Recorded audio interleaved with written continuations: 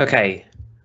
Hello, everyone. We are live. Don't be intimidated by my new upgraded mic. I've been receiving complaints about the quality of the audio, so I thought I would do overkill.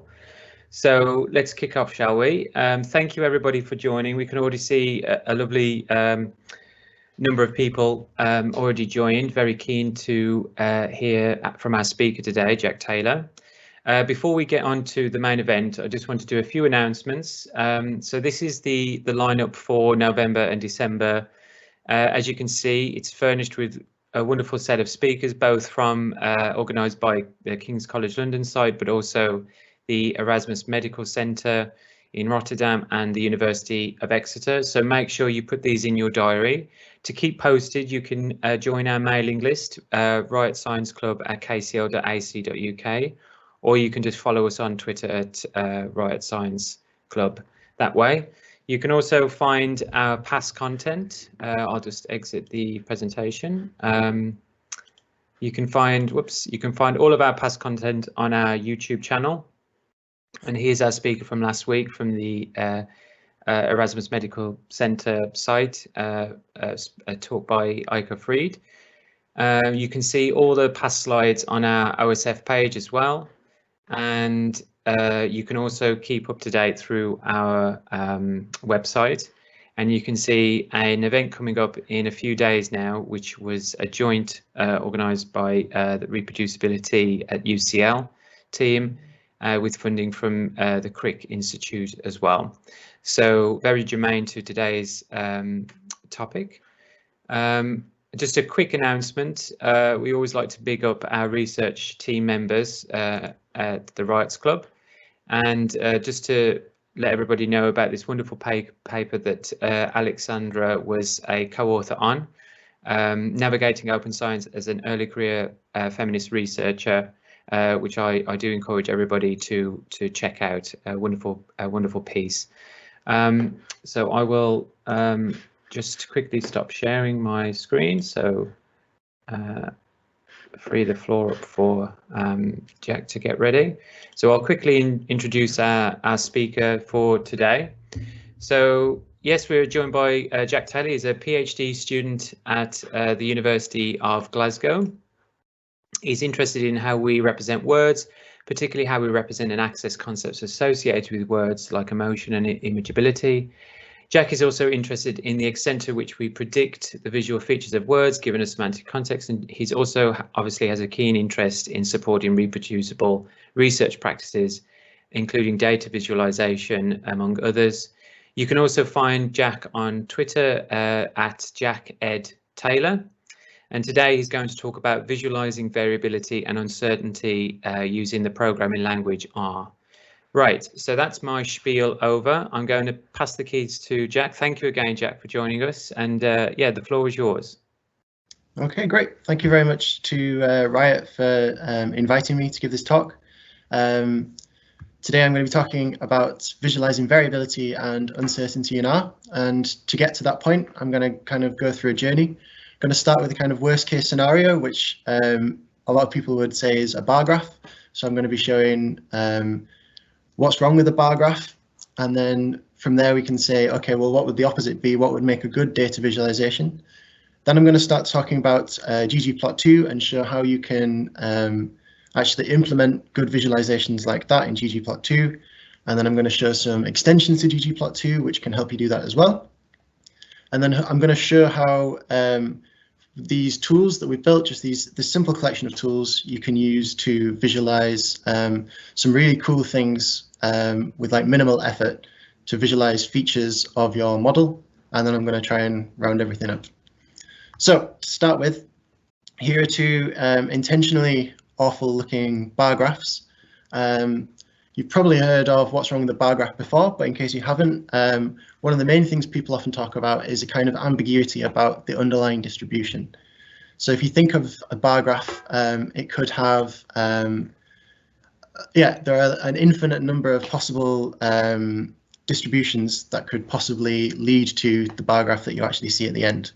And for example, people will often present one summary statistic of the variance or the variability, and it kind of misleads people into thinking that it's symmetric when it isn't, or there could be an unequal number of observations between groups.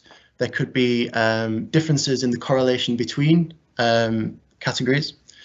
And so you might look at that and say, okay, great. So then maybe a solution is to present a bar graph, but then put the points on top. And this is definitely something people have argued. So here's, this was an article by Nature Biomedical Engineering to authors, encouraging people to, if they show a bar plot, to present individual observations on top of it. But one thing you'll probably notice quite quickly is that, first of all, you've still got this problem of symmetry, which is kind of illusory. You might think, for example, from this summary statistic that there's a symmetrical distribution centered on this mean, but in fact, most of the observations are below that mean. But as well as that, there's something I would argue fundamentally wrong with using a bar graph at all. So if you look at the bar graph, every single bar starts at 0, but that doesn't necessarily make sense for your variable. So for example, it might be that the minimum performance you would possibly observe with whatever this data has come from would be 25%, and then it wouldn't make sense to have the bar start at 0 in that case.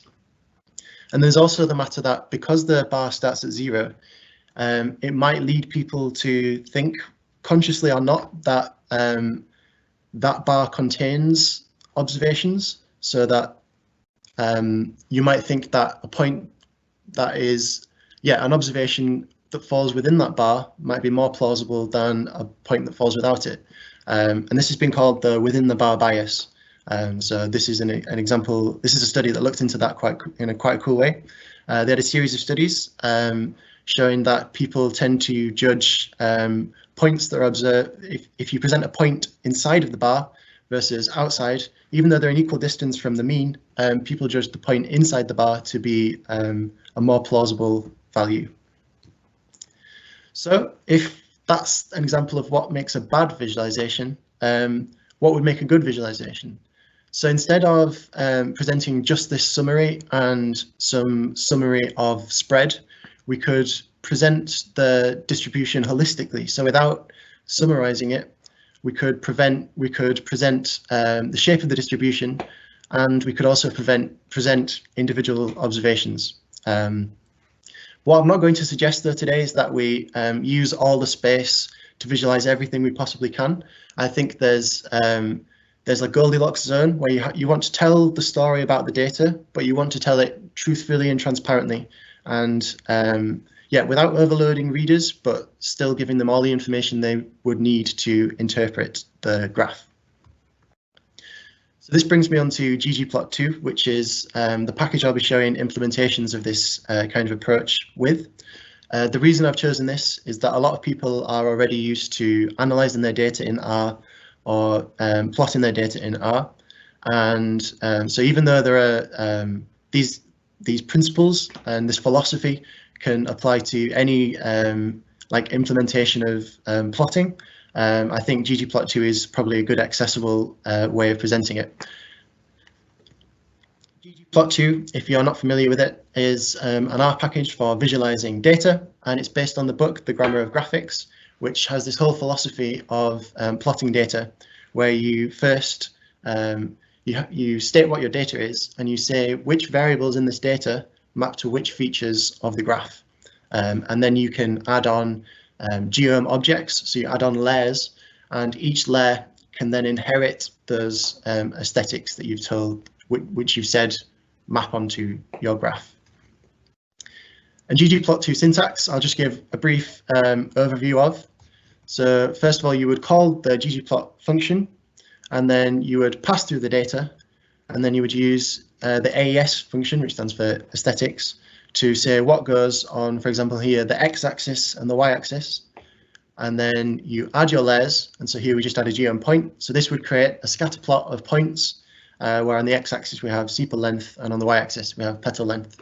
And then there are lots of other aesthetics, like the color of the point, the size of the point, and for other objects as well, you can have things like fill. So that's ggplot2. But the data set that I'm going to be talking about today, I was going to do the traditional using a data set that everyone's familiar with, but I think everyone's sort of sick to the teeth of looking at iris data sets and Titanic data sets. So instead, I'm going to be using a data set which I'm really familiar with and like to explore because it's part of my PhD. So it's a pilot study for an EEG study that I'm currently running. And in this study, I present 35 participants with an image. So here of a lime, and then there's a break, and then they see a word which either matches the image, so it's congruent, or it doesn't match the image, so it's incongruent. And then the congruent and incongruent words are like matched pairwise on lots of variables in relevant ways. And then what I can do is vary the predictability of the link between the image and its congruent word. So here, for example, most people would say that this looks like a lime, but if you saw something which looks like a canister, maybe canister would be the most common response, but people might also say something like jar or container. And so in this way, I can look at the interaction between congruency and predictability. As a brief example of what would maybe be a good bar graph, so here I'm just taking all of my subjects data and I'm plotting a histogram of their ages with a bin width of 1 here. And then I can also, this is what I was saying, where you can add aesthetics and your layers will inherit those aesthetics. So if we fill by gender, then our histogram then inherits that aesthetic. And you can see in this histogram how that's made up of males, females, and non-binary participants. So if we start for the sake of fun with a very ugly bar graph, here I'm showing the mean response time for congruent and incongruent trials. And I'm showing error bars, which show 5 times the standard error. And again, you might look at this and it's kind of misleading because it looks like the smallest number you can get is 0, but no participant would have a response time of 0. And it also looks like it's kind of symmetrical, which for response times is never the case. So instead, what we could do is, I would say a good first step would be to present the raw points. So here we're just presenting the individual observations as points. On the x-axis we have congruency, the categorical variable, on the y-axis we have response time. And then we can add some jitter so we can actually see what the distribution looks like. And then you can see these thick bands where the central tendency is, and you can see it's a very skewed distribution. So most of the observations, most of the, how can I say that? So here you can see it's a very skewed distribution, and yeah, it goes this way a lot more than it goes this way. Another way of plotting the distribution could be to do a histogram. So here we're showing in bins of 10 milliseconds how many observations fit into each bin.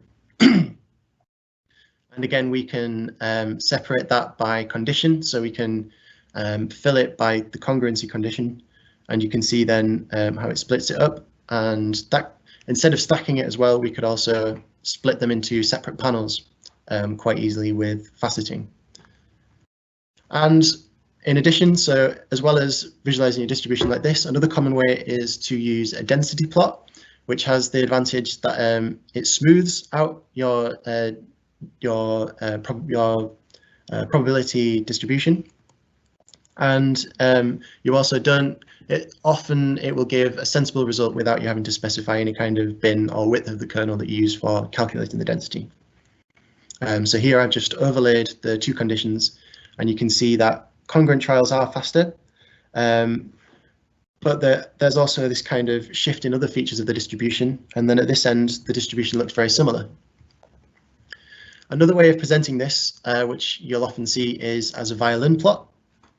So here what we do is we take the density plot, we mirror it on its flat edge, and we flip it so it's on its side, so that the width at any point reflects the density of the distribution. And then this is a good example of how you can superimpose different layers. So we can just add another geom object for a box plot and show some summary statistics about the distribution in there as well. So I also mentioned that the data for this experiment differ in congruency, but also in predictability. So what we could do is you can visualize where all our points lie in that space. And if we want to summarize that, we could plot the linear relationships as a first look. So here we can just show what the, if we fit a linear model to the trial level data, what the relationships look like. And you can see it looks like the mean of the data, which is what the linear model will tell us, stays about the same for incongruent, whereas for congruent, you can see that trials are seem to be coming on average faster as predictability increases. And finally, if you can't visualize your data in a meaningful way here because you have too many observations, for example, something that I've sometimes found useful is to do a 2D density plot. So here, instead of showing points, you can show the density in 2 dimensions with color. And then, yeah, this is useful if you have so many points that there are so many overlapping points, it becomes hard to read how many observations are at different parts of the graph. So this is this was a very quick whistle-stop tour of how you can use ggplot to look at more interesting features of your data very easily. And one thing I want to argue is that this is really good for looking at variability in your data. So just without fitting any models to the data, we could, for example, split our data, our density plots by subject. So here the title at the top of each panel says the subject's ID. And we can see the relationship for each subject where for most people, congruent trials were faster than incongruent trials. For some, that's not the case. And you can also see a variability in their intercepts as well as slopes. Yeah, and another way of showing this would be instead of to show a different panel, we could also overlay the distributions. So here we're creating a group which is a combination of congruency and subject ID. So here each single density plot will be the distribution for a single subject for a single congruency condition. And you can see it's quite a consistent difference. And similarly, we could look at the linear relationships by subject and the standard errors of those relationships. And we could similarly overlay those linear relationships, and you can see again it's quite consistent in terms of the direction. Cool, so that was all base ggplot2, which is great. And then I'm also going to cover ggplot2 extensions, which I think are really relevant to the visualization of variability and uncertainty in distributions.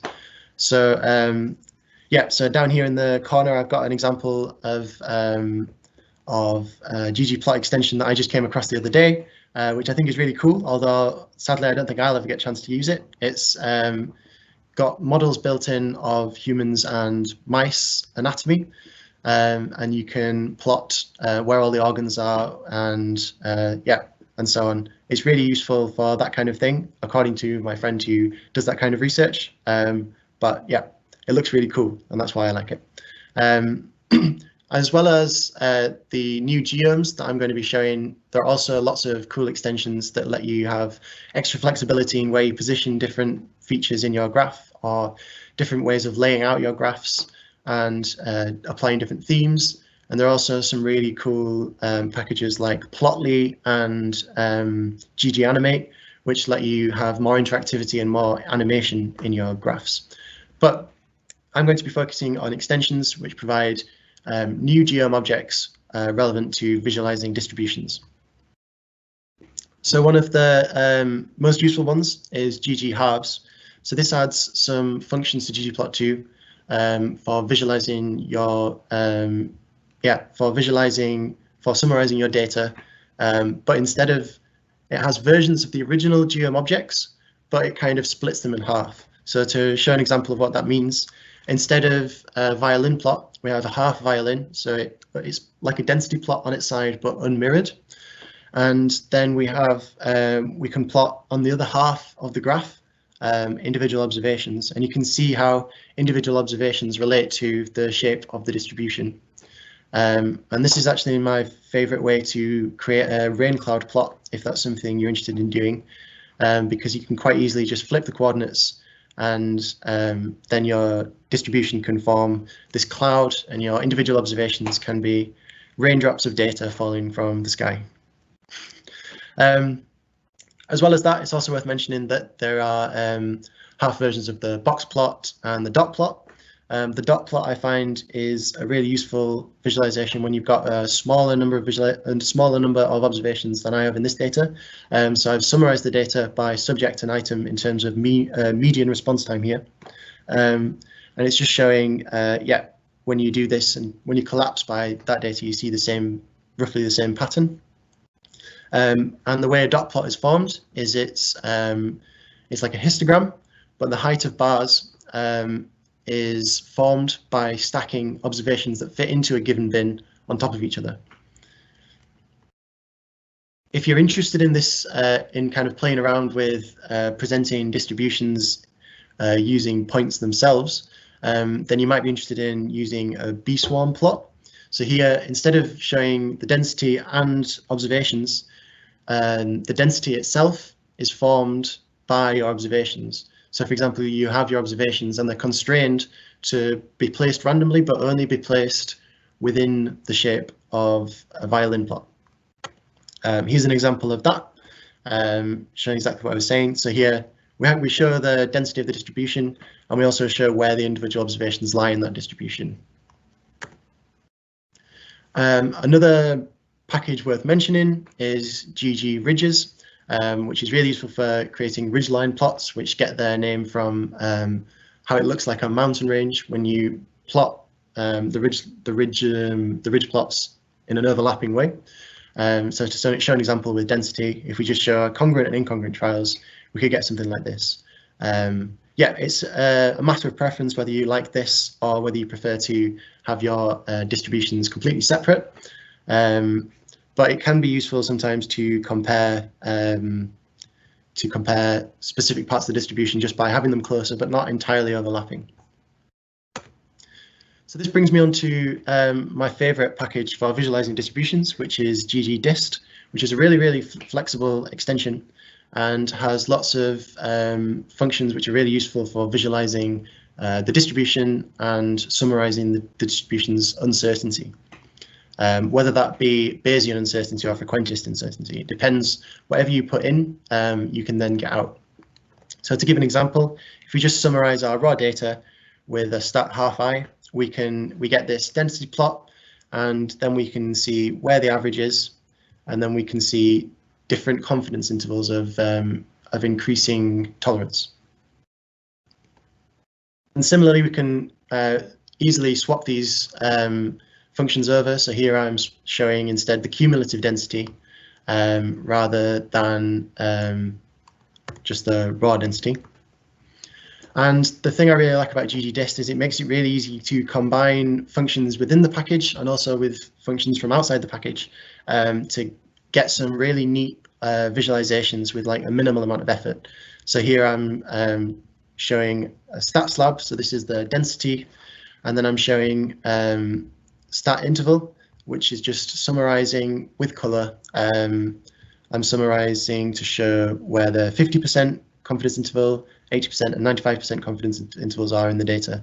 And so, for example, you could look at this and say the upper bounds of these confidence intervals seem to be relatively unchanged, whereas the lower bounds seem to shift. So for incongruent trials, they seem to shift in a rightward direction.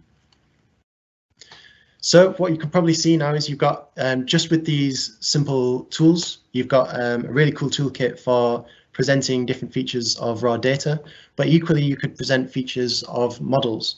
So rather than present your raw data and summarize it and then fit a model and present summary statistics of that model, as models become more complicated in the kind of things that they can take into account, be that with mixed effects models or accounting for the distribution of a response rather than just the central tendency, so too can our visualizations take into account that information.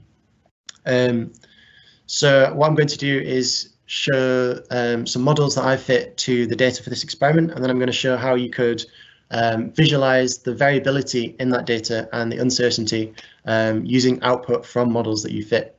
and it's a really good way of understanding what the output of a model actually means in a concrete sense.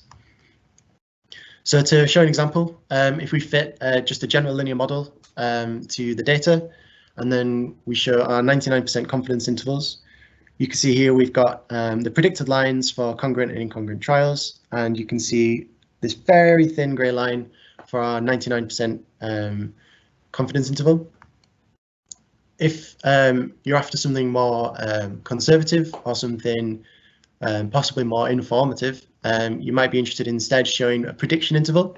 ggplot doesn't have anything built in to let you do this quickly, but you can just calculate the prediction intervals and then pipe them into a ggplot. So this is an example where I'm calculating the prediction intervals for a linear model, and then we can easily see the linear relationship, and we can see where the prediction intervals lie for that relationship. And so now if we take this up a step, we can also account for random effects in the data. So this is the formula for a generalized linear mixed effects model that I fit to the data, modeling subject, image, and word random effects, modeling everything that I could given my experimental design. And then I'm just extracting the fixed effects and the random effects. And from that, you can quite easily visualize where individual random units, if you like, exist within the distribution for a random effect. So this is showing for, if we look back at the formula, you can see that each word is accounted for with just an intercept. Sorry, so we're looking at how intercepts vary between words and accounting for that in our full model formula. So we can look at, for each word, its distance from the fixed effect intercept. So you can see, for example, down here we've got canister, which has a higher intercept than the average, and down at this end we've got salmon, which has a lower intercept. Similarly, we could look, for example, at subject, but now, of course, as well as the intercept, we can look at how the fixed effects of predictability, congruency, and the interaction between them differ by subject. So if we do exactly that, we can see for each subject, on the x-axis here I've got subject ID, you can see for each subject what their random effect for a given variable, for a given coefficient is. And then to get a prediction for that subject, you could just take the fixed effects, add the random effects, and you would have a subject-specific prediction. And one thing you'll notice here is with Kong and PredKong, just looking at these, you can see that there's probably a correlation there. And that's also something that you can quite easily explore, and you can look at the certainty around that correlation. So we could quite easily extract those random effects and then do a plot where each point is a single subject. And then we have the random effect for the interaction and the random effect for the effect of congruency. And we can look at the linear relationship between those two, and we can plot the certainty about that relationship. So this will just be the 95% confidence interval. So similarly, what we can actually do is we can take these values, as I was suggesting earlier, add them to our fixed effects, and we can get subject-specific, image-specific, and word-specific predictions for each congruency condition and each level of predictability.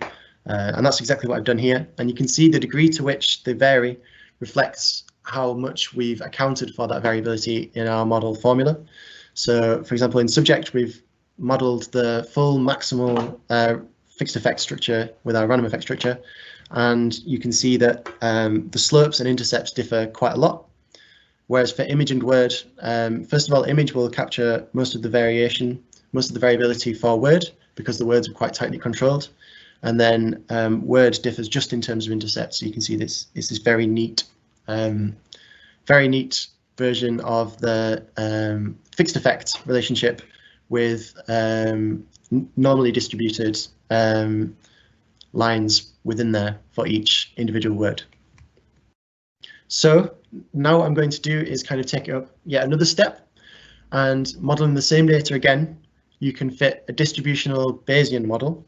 And I've also heard these called generative models as well. It's modeling the distribution holistically rather than just the central tendency. And as you might think, this is a really good opportunity for using these tools of visualizing distributions, because then you can visualize how the distribution varies. And at this point onwards, I'm going to be showing a bit less code so that I don't overload people with just walls of code. But the key thing for this model, which I fit in BRMS, was that we're modeling the mu, sigma, and delta parameters of a shifted log normal distribution. And for each of these parameters, I'm modeling. Oh, I just realized that this this tilde response time, these two shouldn't be here. It should just say sigma as a function of. So ignore that. But yeah, so for each of these parameters, we're modeling the same maximal mixed effects model structure. And to show what a shifted log normal distribution is, just quickly, you can see how as you alter mu, it kind of shifts the data in this way. As you alter sigma, it kind of shifts the data in this way. As you alter delta, or shift, or non-decision time, which is what NDT stands for, it'll shift the data this way. Because this is quite an easy thing to imagine, delta is probably the easiest parameter to imagine. I'm going to just show how you can visualize the mu and sigma space, and how flexible that is, and how well it can account, therefore, for the different shapes a response time like distribution might have. So here I'm showing for a given value of mu, the different value, what altering sigma does to your distribution. And then here I'm showing for a given value of sigma, what altering values of mu does for your distribution. I'll just give a moment in case anybody wants to have a quick look at that. So yeah, I'm modeling for each of these parameters, mu, sigma, and delta, the full maximal mixed effect structure. And when I do that, you can get a posterior distribution for each parameter. So for intercept, we have a for mu, sigma, and delta, we have an intercept, the effect of congruency, the effect of predictability, and the interaction between them. And this is just using ggdist again. And what you can see is we can really easily visualize what our posteriors look like. We could also, if we could also plot our prior distributions on here, and we could see how our prior shifts to our posterior. I haven't done that here because my priors are so uninformative, it wouldn't tell us much. But what we can do here is, as we did before, we can generate then, say, a subject-specific prediction, not only of central tendency, but a subject-specific prediction of the mu, sigma, and delta parameters of the shifted log normal distribution. And when we do that, we can take those numbers and generate a subject-specific prediction of the full distribution for each level of congruency and for each level of predictability. So here's a plot where I've done exactly that, and I've split it, the same data, in two different ways.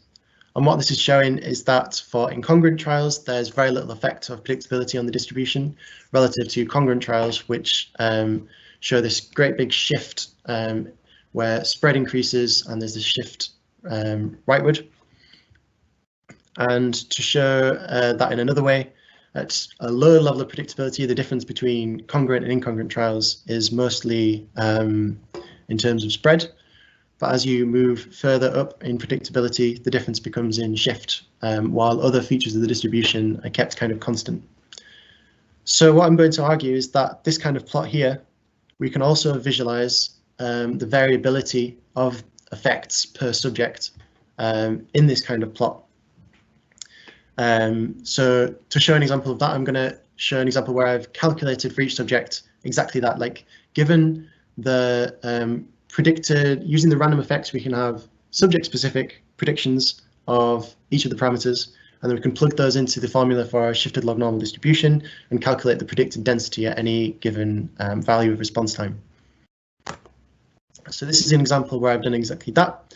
and you can see the effect is kind of consistent among subjects, but there are some notable outliers, like there's some subjects here whose distributions are predicted to be very different from the fixed effect.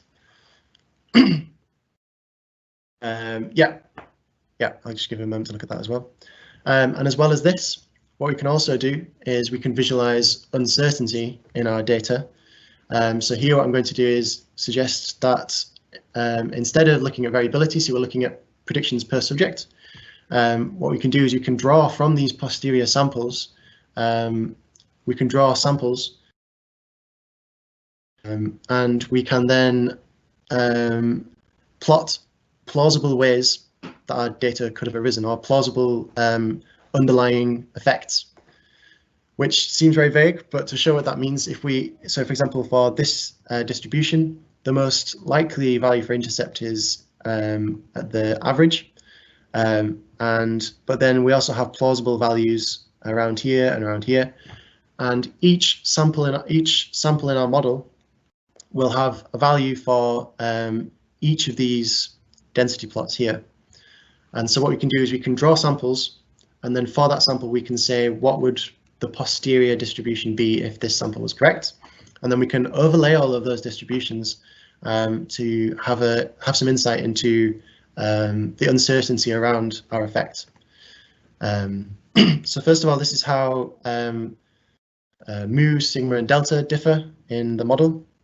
So it's showing how this is the linear part of the model where we look at how mu changes as a function of predictability, and delta and sigma. And you can see it's quite consistent as well, but there's, say, for sigma, for incongruent trials, there's quite a lot of uncertainty about what the relationship might be. Whereas for sigma, for congruent trials, I think every sample is around in the same going in the same direction.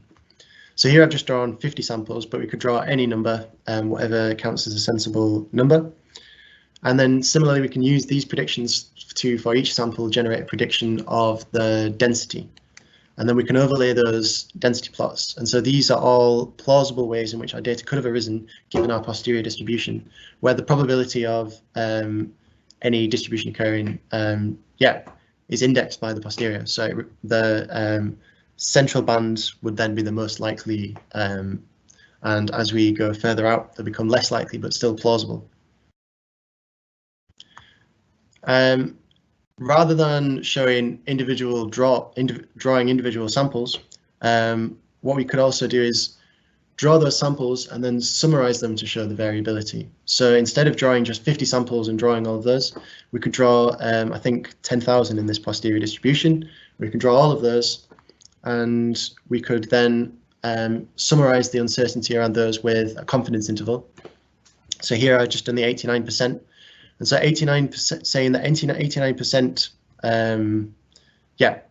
saying that we can say that we're quite certain that the effect for this is within here, within say 89%. Whereas here you can see that extra variability for sigma for incongruent trials is reflected in this much broader degree of uncertainty. And similarly, rather than plotting individual draws for distributions, we could show the uncertainty around a distribution's prediction. So this is what I've done here, is I've used geom ribbon to just in the background show the 89% confidence interval of the prediction for a given value of response time. So to summarize all of this, ggplot2 is a great tool, but it's not the only way.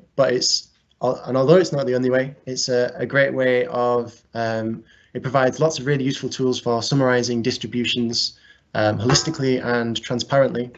And it's also very useful for showing how your models relate to your data. So it makes it very easy to take model output, overlay it on your data, or show how different features of your data relate to that model output. And then I'm going to suggest that as models become more complicated and we're accounting for more, it might make sense to, if not show all of this information in paper, for example, it definitely makes sense to explore variability and uncertainty in your model in this way, because it makes it a lot easier to interpret what these values actually mean in a concrete sense. So if we take, for example, these values, it'd be very hard to visualize how this affects the distribution, but we can just take those predictions and generate a prediction of a full distribution given those values. Yep. And so I think I'll stop there and take any questions. I have no idea how long that was, but yep. Wonderful. Thank you very much, Jack, for a wonderful talk, a wonderful comprehensive overview there. And it's very difficult to sort of devise a talk that will sort of have something for everybody. And because with our people, it's very much a mixed ability group with, and I think that was quite a nice take home. Just to remind everybody, you can post questions in the Q&A. We're using MS Team Live events, and that's the only way to sort of communicate with the speaker. So you can see the Q&A message boards toward the right of your screen. So just type in there and we can feed them to Jack. We already have one question from the audience, which is, so what prior do you use for Bayes and why? In particular, shouldn't there be a lump of prior prob on the distributions being the same? Yeah, so I for this I just used very broad, uninformative priors and tried to let the data speak for itself. So I think I just used centered on 0 and spread very broadly.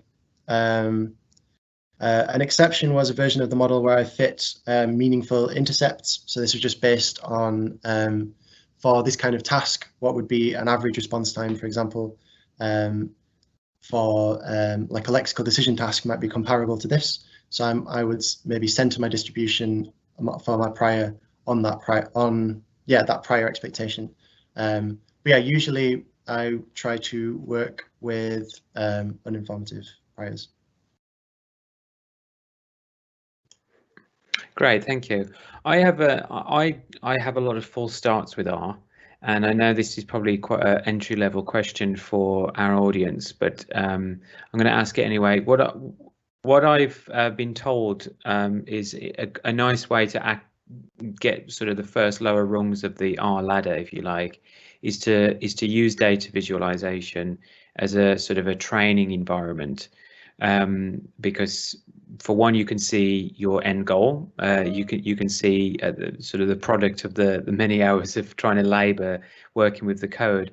I wonder whether that's your experience as well, and is that how you got into R through data visualization, and then you just also went on to use R for statistical analyses? I would say for me that it's how I got into statistical analyses. So I would before have just fit a model and then taken the output that I'm told by someone else that is of interest to me. But it was just a matter for me of taking values and seeing what happens when I plot values together. What can I get out of it, and what does it look like if I try and put it on a graph? Was how I started mostly. So yeah, in a way, I was quite interested in R already for myself, but I think yeah, visualizing can be a great way of getting into the programming language, but also a great way of exploring what a statistical model actually means and the different ways you can think about what's in there. Yeah, it's good advice, because I wonder that because obviously in Glasgow you're blessed with Lisa there, and there's lots of other really important, Anna as well, and sure she's a wonderful, and obviously your Hack Your Data Beautiful. Everybody on that list was, I think, for sort of a training tool. I find that the data viz is like a good way to get people sort of accessing this kind of stuff, as opposed to starting with the very dry content of how you do a t-test or some bland whatever it is that people think that you should start with. So we have a few more questions coming in. So so how do you find these cool R packages to upgrade your ggplot2 figures? I spend a lot of time trawling GitHub. So if you find a package that's useful and you star it, GitHub will actually recommend similar repositories related to the kind of things you've starred before. So that's one way. And then also there are some, yeah, I say this, but none come to mind. I follow some lots of people who develop these kind of packages and who like to visualize data in this kind of way as well. So I would say, yeah, I would say try and find people who are passionate about it, and they'll often link to other people who link to other people, and you'll find something that's really useful for your purpose. I've also come across Tidy Tuesday, but I don't know whether they do all sorts of stuff there, don't they? For those who don't, I mean, maybe you can explain what Tidy Tuesday is. I've never participated, sadly, but when I've seen it, it's been really cool. Yeah, it's yeah, I'm not sure. Just so they present like there's like a theme for the week, is there? Yeah, so my understanding is that so it's Tidyverse, which is like a more cleaner, organized way of I mean, I'm talking very on the edges of my knowledge here, but it's a different sort of language within R, I guess, broadly speaking. And it's tidier, which is hence the name, and it's more sort of intuitive.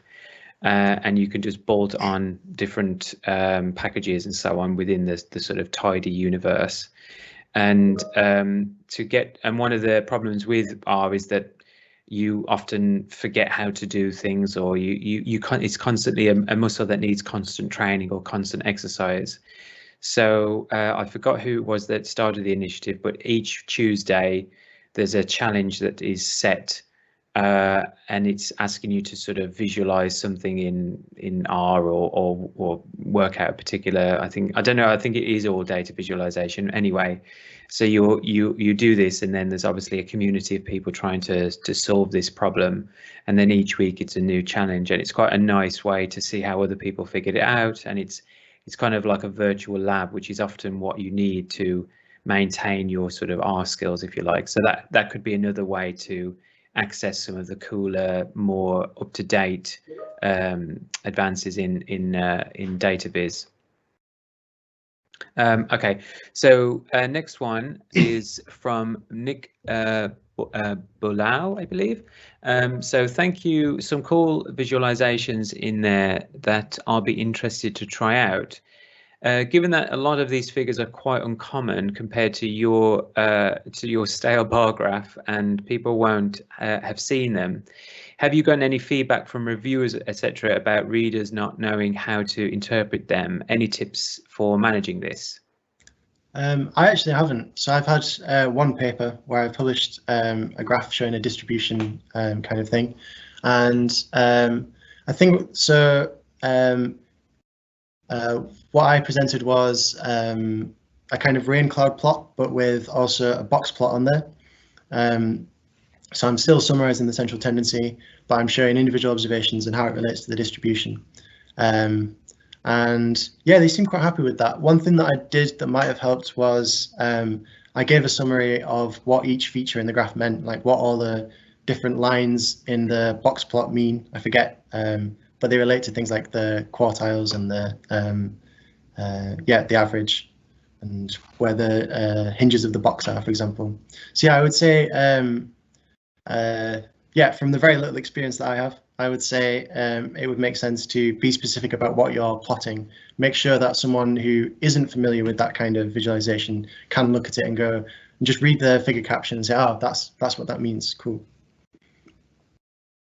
Yeah, and I'm from what I have heard from people is that, I mean, I can't speak for everybody here, but data visualization, it's in R and using R, it's very easy sell. I think it's quite an unusual case where a reviewer might be particularly eager for you to visualize your data in a cruddy Excel, but I could be wrong. But while you're answering your question, I remember now that the Tidy Tuesday, they have a podcast, and I've put a link in the Q&A message board.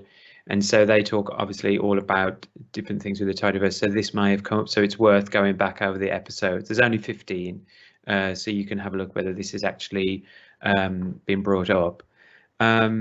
So where are we at now? Okay, so this one's by Anonymous. So how do you know if the packages are correct / accurate? Is there a need to learn them, learn more about the background of them prior to usage?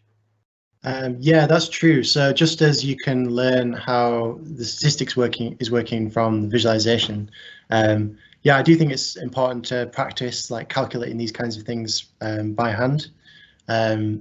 So rather than using a function which plots all of your random effect predictions, for example, it might make sense to extract those, have a look at them in lots of different ways, and then see how using different summary statistics might give you different answers. Yeah, I do think I think it's cool to jump in and play around with it, but yeah, it also makes sense to check it's doing what you think it's doing, and if it's not, some intrepid Googling to find out what it's actually doing. Or a lot of the time the source code will be shared as well. It usually is, so you can just look through that.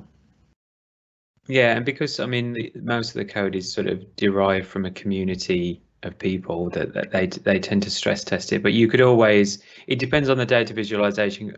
People do this with statistic, is that they run the statistics in a trusted software package, whether it's SPSS or Starter or something, and then they try to reproduce that in the R code and see if they get the same numbers. So you could sort of do that way for data viz, try and visualize it in Excel or whatever your chosen platform is, or even use a Shiny app, because there's lots of Shiny apps now, isn't there, to sort of alleviate the problem of having to use the R. Okay, so the next question is, so outliers sometimes largely affect the Bayesian general linear models, e.g. normal distribution has a lot of mass in the tails. Do you replace / remove outliers in your analysis? So for often what people would do in my area is if you have like two categorical conditions, is you would remove per subject, for example, something which is like 2 standard deviations above the average, or anything that's below, say, 150 milliseconds, based on the idea that you couldn't have a meaningful response within that time. For this data, it wasn't possible to use that kind of statistical rule where it's however far above an average. And there are also problems about using the mean, because of course it's not normally distributed, and there's lots of things to take into account with the response time distribution.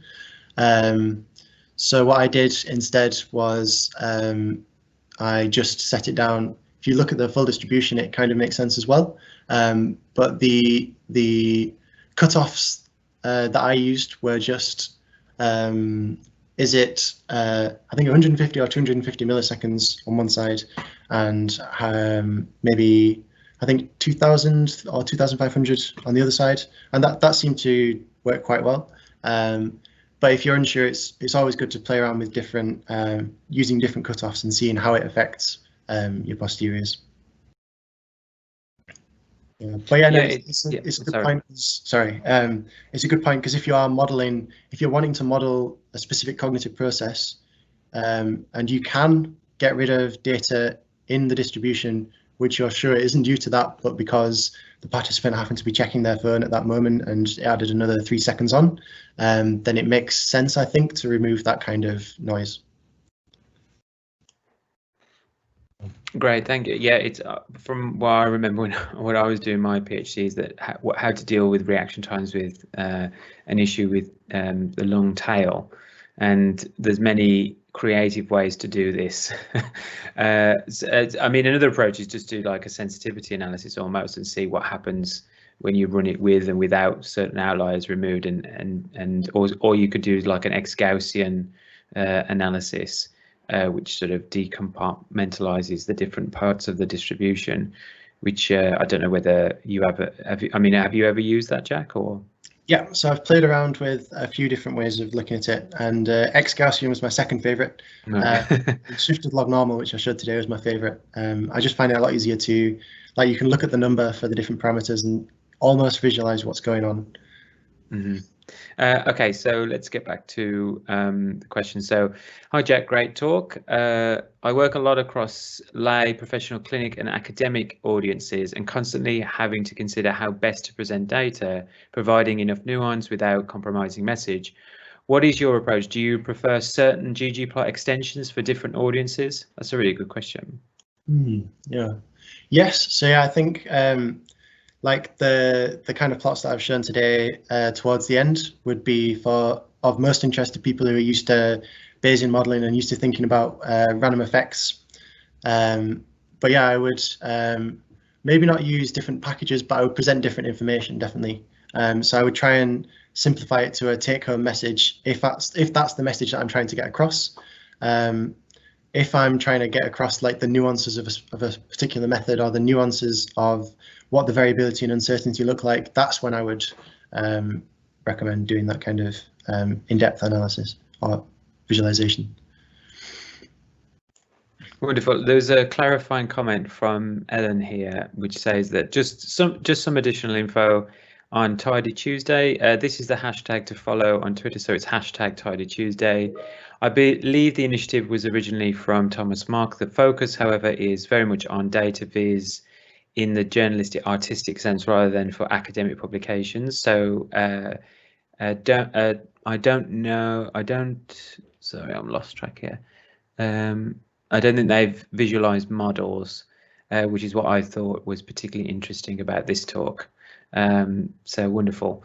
Great. Well, thanks for that comment. I don't know whether there's any other comments in the Q&A message board. So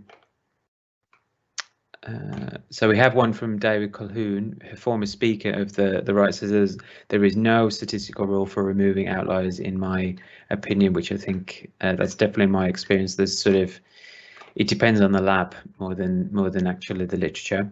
Okay, well, we're nearly running out of time, and I think that's exhausted all the questions, which is really good. I think it's really nice that you've given this talk, and it was a nice whistle-stop tour of the different approaches. And it's clear that there's many different ways to visualize your data in a clean way. And I like the fact that you cited a few issues with how data can be visualized. So it would be nice if you could share those, either your slides or the links to the publications that you referenced, and we can add those to the OSF page for people for further reading. And I know Tom Stafford has cited one about the bias for data points within versus outside bars, and that would be great. I'll just quickly wrap up with a last announcement, which is next week. Let me just quickly find the itinerary. So next week we have, I believe, Courtney Soderberg, who is from the Open Science Framework, and she will be giving a talk on the Open Science Framework. That will be at the later time of 2 o'clock on Thursday, the 12th of November. So please do join us for then. As I say at the beginning of the talk, if you do want to keep up to date, please join our mailing list by emailing RIOT Science Club at kcl.ac.uk. And until next week, have a great week. Enjoy Bonfire if you're in the UK. Enjoy the fire that's happening in America. And yeah, I'll see you all next week. So thank you again, Jack, for your time. Thank you for having me.